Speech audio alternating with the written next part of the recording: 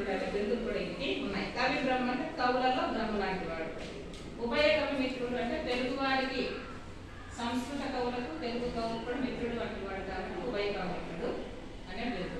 అంతేకాకుండా ఈయన శైలి ఎలా ఉంటుందంటే నాటకీయంగా ఉంటుంది. ఎలా ఉంటుంది?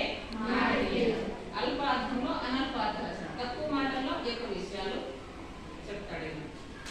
ఇంకా ఈయన శిష్యుడు కేకన దశకుమార చరిత్ర రచించి గురువైనటువంటి తిక్కనకు అంకితం చేశాడు.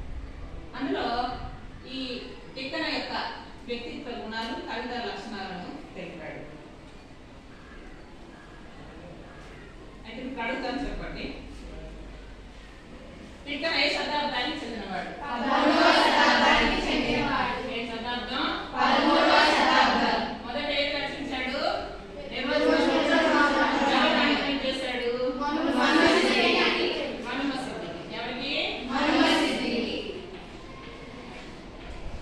ఏంటది?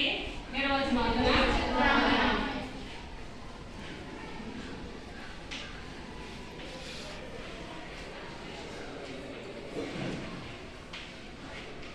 మహాభారతం ఎక్కడ ఎంతో రచించాడు?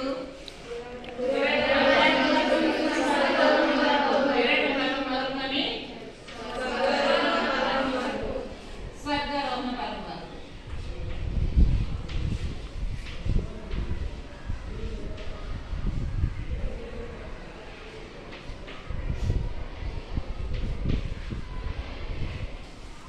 ఈయన శిష్యుడి పేరు ఏం చెప్పు? ఆయన రచించిన కథ